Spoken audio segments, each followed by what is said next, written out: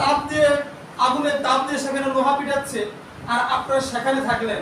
ওই কামার যদি আপনাকে যদি আগুন যদি নিজে যদি নাও দেয়, তবুও কিন্তু কামার একটা আগুন ছিটে আসে, আসে কি আসে না? যারা কামারের পাশে বসেছিলেন দেখবেন যখন হাতুড়ি দিয়ে লোহা পিটন দেয়, তখন দেখবেন ও ইচ্ছা করে কিন্তু আপনাকে আগুন দিচ্ছে না। এর উপরেও কিন্তু কিছু আগুন কিন্তু মানুষের শরীরে ছিটকে আসে, আসে কি আসে না? আচ্ছা, আর আতর যখন বিক্রি করে, যারা সুগ্রাণ বিক্রি করে, আপনাকে যদি না দেয় তবু যদি সেখানে গ্রাম পান কি পান না। এই জন্য আল্লাহ রাসূল বলছেন যে তোমরা কি করো, আল মারু মাহা মান আহাব্বা, অতএব তোমরা ভালো মানুষের সঙ্গ হও। যদি সে যদি তোমাকে অর্থ দেওয়া দ্বারা যদি কোনো সহযোগিতা না করতে পারে, অবশ্যই ওর দ্বারা কোনো দিনই কোনো উপকার পাবে।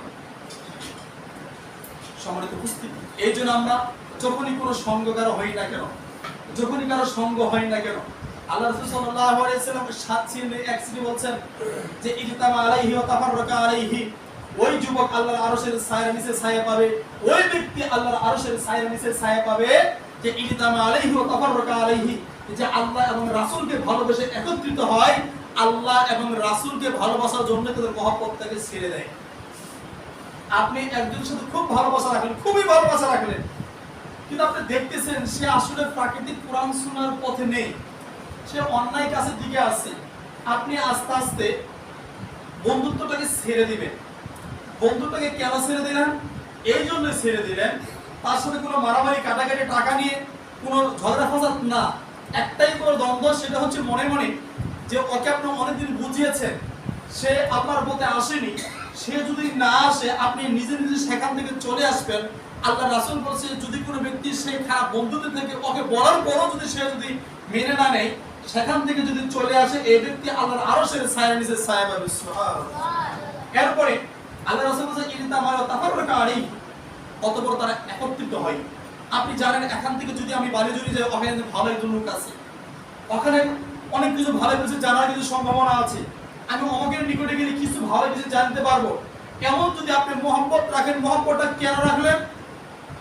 রাখলেন এই জন্য যে দ্বীনের কিছু জানতে পারবো, শরীয়তের কিছু জানতে পারবো, এই জন্য যদি মহব্বত রাখেন। এছাড়া পৃথিবীর অন্য কোনো কারণে যদি মহব্বত না রাখেন, আল্লাহ রাসূল বলছে যে তাদের ফতোয়া জানা শেষ, তাদের জিনিসগুলো জানা শেষ, দ্বীনের কথাগুলো জানা শেষ, তারা যদি আবারও চলে আসে, এই ব্যক্তিকে আল্লাহ কিয়ামতের দিন আরশের ছায়ার নিচে ছায়া দিবেন। সুবহানাল্লাহ। তাহলে এক শ্রেণী হচ্ছে যে আল্লাহ এবং রাসূলকে ভালোবেসে মহব্বত করে এবং আল্লাহ এবং রাসূলকে ভালোবেসে মহব্বত সারে। সম্মানিত উপস্থিতি, তাহলে এই যে যেহেতু আমরা মহব্বত কার সাথে রাখবো, অবশ্যই আমরা চেষ্টা করতে হবে যেই মহব্বত একটু ভালো মানুষের সাথে। যে একবার বিড়ি খাবে, যে বিড়ি খাবে, আপনি যদি বিড়ি যদি নাও খান, আপনি যদি বিড়ি সিগারেট যদি নাও খান, একদিন গেলেন খালেন না, আরেকদিন আরে বন্ধু একটা টান দেয় না, কি হবে? এই আজকে এক টান, আগামীকাল 2 টান, তারপরে 3 টান, এরপরে 4 টান শুরু। এরপরে আর সে ভাবে না যে আমি কি খাচ্ছি। সম্মানিত উপস্থিতি, আসলে আমরা কি, আমাদের যুব সমাজ ধ্বংসের একটাই মেইন কারণ হচ্ছে আমাদের এই নেশাদার দ্রব্য। এই নেশাটাই কিন্তু সবথেকে যুব সমাজকে বেশি ক্ষতি করছে। এই নেশা খেয়ে কিন্তু অনেক কিছু করছে মানুষ। সম্মানিত উপস্থিতি, এই নেশা থেকে দূরে থাকতে হবে। পৃথিবীর এমন কোনো পণ্য নেই, পৃথিবীর এমন কোনো জিনিস নেই, এমন কোনো কোম্পানি নেই যে কোম্পানির উপরে লেখা রয়েছে যে এই জিনিসটা যদি খান, মনে করেন যে বিস্কিট, একটা বিস্কিটে যদি লেখা থাকে যে এই বিস্কিট খেলে মানুষের ক্যান্সারের কারণ হবে, ক্যান্সার হবে, আপনারা কি কেউ ছোট বাচ্চাকে খাওয়াবেন? কেউ কি খাওয়াবেন? কতদিন না, গরু ছাগল মনে করেন, আপনি দেখলেন যে এই জিনিসটা খেলে গরু ছাগল অসুস্থ হবে, আপনি কি তাকে খাওয়াবেন? ভালো করে জবাব দিন, তাকে খাওয়াবেন? আচ্ছা, তাহলে পৃথিবীতে এমন কোন পণ্য নেই যে পণ্যের উপরে লেখা আছে, কোম্পানি নিজে লিখে দিয়েছে যে এটা খেলে ক্যান্সার হবে, কিন্তু একটা মাত্র পণ্য রয়েছে পৃথিবীতে যার উপরে কোম্পানি নিজে লিখে দিয়েছে যে বিড়ি সিগারেট খাওয়া কি ক্যান্সারের কারণ। মিথ্যা বলে কি শুধু আপনারা ভালো করে দেখবেন, কালার উপরে লেখা রয়েছে, ওরা নিজেই লিখে দিয়েছে, যে বিক্রি করছে, যে কোম্পানি তৈরি করছে, ওরা নিজেই লিখে দিয়েছে যে বিড়ি সিগারেট খাওয়া কি ক্যান্সারের কারণ। তাহলে এখন প্রশ্ন হচ্ছে যে ছোট বাচ্চাকে আমরা কেন খাওয়াবো না? যে আমরা বুঝি, আমরা বুঝতেছি যে জিনিসটা খাওয়াবো না, ছোট বাচ্চাকে আমরা খাওয়াচ্ছি না, অথচ আমরা যে মানুষ, আমরা কি বুঝলাম, আমরা কি বুঝলাম, আর আমরা এমন বুঝলাম যে যেটা ক্যান্সার হয় সেটা খাওয়া শুরু করলাম। আপনারা কি দেখেছেন কোন গরু ছাগল কিন্তু বিড়ি সিগারেট খাইছে? আপনি এলাকায় দেখছেন যে গরু কিন্তু বিড়ি সিগারেট খাইছে? মনে করেন আজ একটা কথা বলেছেন, মনে করেন এদের সামনে যে আমার টেবিল রয়েছে, এই টেবিলের একটা প্লেট রাখলাম। এটা কি রাখলাম? প্লেট রাখার পরে এখানে পোলাও, কুরমা, গরুর মাংস রেখে দিলাম। আরেকটা তার থেকে ভালো একটা প্লেটে কি রাখলাম? বিড়ি, সিগারেট, জর্দা, গুল রেখে দিলাম। একটা কুকুরকে যদি ডাকা হয়, এই কুকুরকে যদি বলে তুই খাস, এই কোনটা খাবেন? বিষয়টা আপনারা, আমি বলে তো সমস্যা, আপনারাই বলেন কোনটা খাবে? কুকুরে কিন্তু ওই বিড়ি, সিগারেট, গুল, জর্দা খাবে না, কোনটা খাবে? ভাত খাবে। তাহলে আমরা এমন যে নিম্নে নেমে গেছি যেটা কুকুরও খায় না, শুয়োরও খায় না, গরু ছাগলও খায় না, সেটা আমরা খাই। কি খাই কি খাই না? আর এই যে যুব সমাজ সব থেকে বেশি ক্ষতিগ্রস্ত হচ্ছে। এমন খাওয়া খাই টয়লেটের ভিতরে যাওয়া খায় না। আউযুবিল্লাহ। সি এত নিম্নে নেমে গেছেন আপনারা। অনেকে বলে যে যদি টয়লেটের ভিতরে থাকে টয়লেট নাকি হয় না। আউযুবিল্লাহ। মানে এর কত বড় নিচে নামছে। আল্লাহ রাসূল সাল্লাল্লাহু আলাইহি সাল্লাম বলছেন, আল্লাহ রাসূল মুআজকে উপদেশ দিতে গিয়ে বললেন, হে মুআজ, তুমি 10টি উপদেশ মেনে চলবে, তোমার জীবনের জন্য অনেকটাই মঙ্গলজনক হবে। এক, আল্লাহ রাসূল বললেন, বিআসারি কালিমাতিন, হে মুআজ, তুমি 10টি জিনিস মেনে চলবে। এক, লা তুশরিকি বিল্লাহ, তুমি কখনো আল্লাহর সাথে শিরক করবে না। ওয়াইন কুতিলতা ওয়াইন হুররিকতা, যদি তাকে তোমাকে হত্যা করা হয়, আগুনে পুড়ে মারা হয়, তাহলে আল্লাহর সাথে শিরক করা যাবে না। যদি তোমাকে আগুনেও পুড়ে মারা হয়, হত্যাও করা হয়, তবুও তুমি মাজারে 1 টাকা দান করিয়ে নেই। 1 টাকা মাজারে দান করে এটাই জাহান্নামে যাওয়ার জন্য কারণ হয়ে দাঁড়াবে, বেশি কিছুর প্রয়োজন নেই। সম্মানিত উপস্থিতি, এরপরে আল্লাহ রাসূল বললেন, ওয়ালা তাউক্কানা ওয়ালিদাইকা ওয়া ইন তাখরুজা মিন আহলিকা ওয়া মাআলিকা, তোমরা তোমাদের পিতামাতার অবাধ্য হবে না। কারণ যদি কেউ পিতামাতার অবাধ্য হয়, যদি তোমাকে অর্থ সম্পদ, তোমার বাপের তুমি 10 বিঘা জমি ভাগ পাবে, যদি তোমাকে 10 শতক যদি না দেয়, এরপর পিতামাতার অবাধ্য হওয়া যাবে না। যদি কেউ অবাধ্য হয়, আল্লাহ রাসূল বলছেন, তাহলে সেই ব্যক্তির স্থান জাহান্নামে হবে। কোথায় হবে? এখন সবথেকে বিশেষ করে অবাধ্য হয় যুব সমাজগুলি। বর্তমানে বিয়ে শাদী কে কখন বিয়ে করে, মানে কিসের বাপ, তার পছন্দ যার নাকি বউ, কি যে একটা কথা বের করে দেখেন, পছন্দ হয়ে গেল, বিয়ে হয়ে গেল। আসলে কি যে বর্তমানে যুগ আসলে আল্লাহই ভালো জানে। তো তার মেইন একটা কারণ হচ্ছে ফ্যামিলি। এরা মনে করে বেটা তো আর বড় হয় না, মেয়ে তো আর বড় হয় না, একটা চাকরি বাকরি ধরুন তারপরে বিয়ে দেব না। এই যে চাকরি ধরে চাকরি করতে কিন্তু তার জীবনটাই শেষ করে দিচ্ছে, ওদিকে আপনি একবারে খোঁজ নিলেন না। আপনার ফ্যামিলি হিসেবে, আপনার গার্জেন হিসেবে আপনার দায়িত্ব হচ্ছে তাকে সুসময়ে তাকে বিবাহ শাদী দিতে হবে। কারণ সব থেকে মানুষের ঈমান ধ্বংসের মেন যে কারণ সেটা যৌবন কালটি, সময় উপস্থিতি। আচ্ছা যাই হোক, এরপর আল্লাহ রাসূল বললেন, কি বললেন? ওয়ালা তাতরুকান্না সালাতাল মাকতুবাতান মুতাআম্মিদান হাকাত বাইয়াত মিনহু জিম্মাতাল্লাহ, তোমরা ইচ্ছাকৃতভাবে কখনো 1 রাকাত ফরজ সালাত ছেড়ে দিবে না। আর এখানে আমরা 1 রাকাত ফরজ ছেড়ে দেই না, আমরা 1 রাকাত পড়ি না। মানে 1 রাকাত আল্লাহ রাসূল এখানে ছেড়ে দিতে বলছে, 1 রাকাত ছেড়ে দিও না। আর আমরা এখন 1 রাকাত পড়ি না। আমাদের অবস্থা তো এমনই হয়ে গিয়েছে। সম্মানিত উপস্থিতি, এরপর আল্লাহ রাসূল সাল্লাল্লাহু আলাইহি সাল্লাম বললেন, যদি কেউ কি করে সালাত যদি না পড়ে, তাহলে কি হবে? ফাকাদ বারিয়াত মিনহু জিম্মাতুল্লাহি, তাহলে সেই ব্যক্তির উপরে আল্লাহর জিম্মাটা উঠে যাবে। এরপরে যেটা এই যে আজকের বক্তব্যের সাথে কিছুক্ষণ আগে যে আলোচনা করলাম যে নেশা, যেটা এই হাদিসটা বলার কারণ, এরা আল্লাহ রাসূল বললেন, ওয়ালা তাসরাবানাল খামর, তোমরা নেশাদার দ্রব্য পান করিও না। কেন না? যে ফাইনা ওয়াসুকুল মুফাহিশি, প্রত্যেক অশ্লীল কর্মের মূলে হচ্ছে নেশা। দেখবেন যারা গাঁজা খায়, মদ খায়, রাতের বেলা মদটা খায়, আছে বয়ে গেছে মারধর শুরু করে দিয়েছে। এর শ্বশুরের থেকে কি করে বলে, বাবার থেকে কি করে নিজেও জানে না। তাহলে ওই অশ্লীলতা শুনলো কি কারণে? নেশা পান করার কারণে। এই নেশা পান করার কারণে অশ্লীলতা শুনলো। আর আমরা নেশার প্রতি আসলে কি বলি, বর্তমানে নেতারা, প্রথমে কিন্তু বলেছি আজকের যুব সমাজ ধ্বংস কেন হচ্ছে? নেতৃত্বের অভাবে।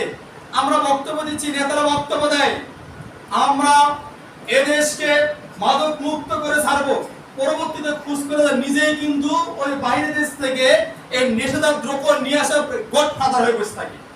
যেই নেতা বক্তব্য দেয়, ওই নেতা কিন্তু প্রায় বছরখানি হবে আমাদের বাংলাদেশ থেকে একটা নেতা বেয়াদব কিন্তু ধরা পড়ছে, অন্য দেশে যায়। এটা কিন্তু দেশের জন্য অনেক ক্ষতিকারক।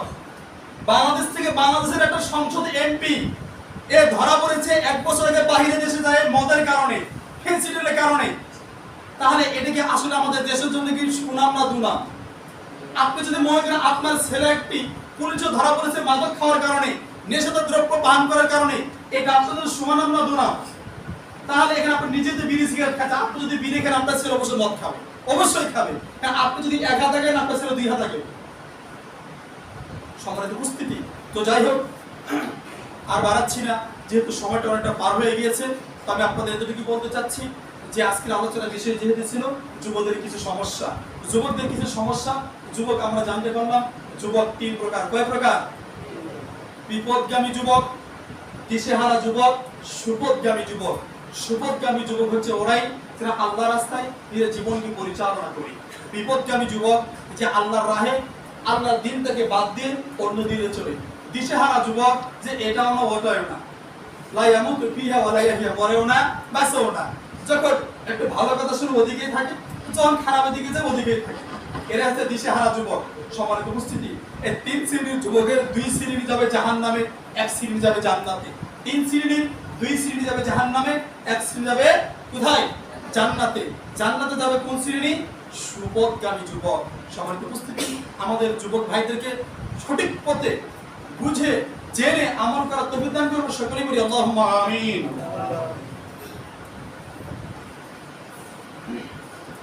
إن الحمد لله وحده والصلاة والسلام على من لا نبي بعده أما بعد। সম্মানিত উপস্থিতি, আজকে জুমা খুতবার বক্তব্যের সংক্ষিপ্ত আলোচনার বিষয় ছিল যুবকদের কিছু সমস্যা। তো আমরা প্রথমত যুবককে ভাগ করলাম কয় ভাগে? 3 ভাগে। সুপথগামী যুবক, বিপদগামী যুবক, দিশেহারা যুবক। আমাদেরকে 3টার একটা হতে হবে, 3টা হলে চলবে না। আমাদের 3টার একটা হতে হবে, 3টা হলে চলবে না। আমাদেরকে বিপদগামী হওয়া যাবে না, দিশেহারা হওয়া যাবে না, আমাদের অবশ্যই সুপথগামী হতে হবে। আর সুপথগামী হতে হলে, কেননা আমি প্রথমেই বলেছি দেশকে ভালোভাবে চালাতে হলে, একটা রাষ্ট্রকে ভালোভাবে পরিচালনা করতে হলে যুবকদের প্রয়োজন রয়েছে। জান্নাতে যেতে হলে যুবকদের প্রয়োজন রয়েছে। কারণ বৃদ্ধ বয়সে যে আমল করবেন আর যুবক বয়সে যে আমল করবেন রাত দিন পার্থক্য হবে। এ বয়সে তরুতাজা রয়েছে, রক্তের গরম রয়েছে, বৃদ্ধ বয়সে এমনিতেই সোজা হবে, ওকে সোজা করা লাগবে, ও এমনিতেই সোজা হবে। কিন্তু যে সময় সোজা করা লাগে সেই সময় যদি আমরা সোজা না হই, তাহলে কিন্তু আমাদের জন্য অনেকটাই সামনে অনেকটা বিপদ অপেক্ষা করছে। বিপদ মানে অবশ্যই যদি আমরা আল্লাহর পথে না চলি তাহলে অবশ্যই আমাদের স্থান হবে জাহান্নাম। আর জাহান্নাম অবশ্যই বিপদজনক একটি বস্তু। সম্মানিত উপস্থিতি, এরপর আমরা জানতে পারলাম যে সবথেকে যুবকদের বড় একটা সমস্যার কারণ সেটা হচ্ছে মাদক দ্রব্য। মাদক দ্রব্য থেকে নিজে দূরে থাকবো, যুবক ভাইদেরকে দূরে রাখার চেষ্টা করব। এবং যুবকরা আরো অন্যায় থেকে কখন অবসর হয়? যখন তারা অবসর থাকে। আরো অবসর হয় যখন তারা অশ্লীল বই পড়ে। এখন দেখুন যুবকদের কাছে অশ্লীলতার বই, এখন বর্তমানে তো সব জায়গায় আমরা যতই আজকের কাম হবে না, টিভির সামনে অলঙ্গ নারী নাচতেছে, খবরে অলঙ্গ নারী নাচতেছে, এরপরে মিডিয়াতে যাবে সেখানে অলঙ্গ নারী নাচছে, সাংবাদিকতা ওখানে অলঙ্গ নারী নাচতেছে। এরপরে আপনি দেখা যাচ্ছে যে ওই ব্যাংকে যাবে সেখানে নারীর সমস্ত জায়গায় নারী আর নারী দিয়ে ভর্তি করে। আমরা এখানে শুটকি মাছ রেখে দিয়ে সাইডে বিড়ালকে বসে দিয়ে বলছে, আয় বিড়াল তুই শুটকি খাবি না। এই বিড়াল যদি একেবারে আল্লাহর ওহীপ্রাপ্ত হয়, এরপর কিন্তু শুটকি ঠিকই খাবে। তাহলে এই যে যুবকগুলো ধ্বংসের কারণ কি? সামনে যে মেন জিনিসগুলো আমরা রেখে দিয়েছি যুবকদেরকে। কারণ বর্তমানে আমাদের নারীদেরকে পর্দায় নিয়ে আসতে হবে। যতক্ষণ পর্যন্ত মেয়েদের নিয়ন্ত্রণে আনা গেছে সম্ভব নয় ছেলেদেরকে সঠিক পথে আনা। এরপরও আপনাদের অভিভাবক হিসেবে আমাদের দায়িত্ব হচ্ছে আমাদের ছেলেপেলেদেরকে, আমাদের যুবক ভাইদেরকে সকলকে আমাদের সঠিক পথে পরিচালনা করতে হবে। সিরাতাল মুস্তাকিম, সরল সঠিক পথে পরিচালনা করতে হবে। যদি সরল সঠিক পথে পরিচালনা করে তবেই হবে আমাদের এই সুপথগামী যুবক। আল্লাহ রাব্বুল আলামিন আমাদেরকে সুপথগামী যুবক হওয়ার তৌফিক দান করুন। আমরা সকলেই বলি আল্লাহুম্মা আমিন। সম্মানিত উপস্থিতি, এখন এই যে সুপথগামী যুবক, আর এখন থেকে যদি কেন নামাজ কালাম বলে না, বুড়ে বয়সে কেন নামাজ কালাম করে, আর যারা যুবক আছে কিসের নামাজ কিসের কি? সম্মানিত উপস্থিতি, মানুষ ধ্বংসের প্রথম মেন কারণ যে যুবক বয়স। যুবক ভাইদের অনুরোধ জানাবো, আপনারা অবশ্যই আল্লাহ রাব্বুল আলামিনের ডাকে সাড়া দিবেন। আপনি মসজিদে সময় পাচ্ছেন না, যেখানেই সময় পান সেখানেই নামাজটা পড়ে নেবেন। কেননা কিছু একটা হাদিস বললাম যে আল্লাহ রাসূল মুআজকে উপদেশ দিয়েছিলেন, তার মাঝখানে একটি উপদেশ ছিল হে বৎস, হে ছেলে, তুমি কখনো কি করো না, ফরজ সালাত পরিত্যাগ করো না কারণ ব্যতীত। আপনি কারণে এমন পরিস্থিতি রয়েছেন যেখানে সম্ভবই নেই, বিষয়টা আলাদা, কিন্তু যেখানে সম্ভব রয়েছে সেখানে তো সালাত ছাড়বেন না। যদি কেউ সালাত ছেড়ে দেয় তাহলে কি হবে? আল্লাহ রাব্বুল আলামিন জিম্মায় উঠে যাবে। বর্তমানে যুব সমাজ ধ্বংস হওয়ার কারণটা কি? তারা সালাত আদায় করে না। যে সালাত আদায় করবে অবশ্যই তার দ্বারা কখনো অন্যায় কাজ হওয়ার সম্ভাবনা নেই। যদি অন্যায় করে আস্তে আস্তে সে ভালো দিকে ফিরে আসবে। সবার উপস্থিতি, কেননা যারা সালাত আদায় করে না, আল্লাহ সেই ব্যক্তির জিম্মাটাকে উঠিয়ে নেন। আর যার উপরে থেকে আল্লাহ জিম্মা উঠিয়ে নেন, অবশ্যই যে বিপদগামী শুরু হয়ে যায়। অতএব আল্লাহ বলে আমাদেরকে পাঁচ ওয়াক্ত সালাত পড়ার তৌফিক দান করুন। আমরা সকলেই বলি আল্লাহুম্মা আমিন। আল্লাহ বাবা আদম আলাইহিস সালাম থেকে শুরু করে এই মুহূর্ত পর্যন্ত যারা অন্ধকার কবরে সাহিত্য রয়েছে, জানি না তারা কোন অবস্থায় রয়েছে, তারা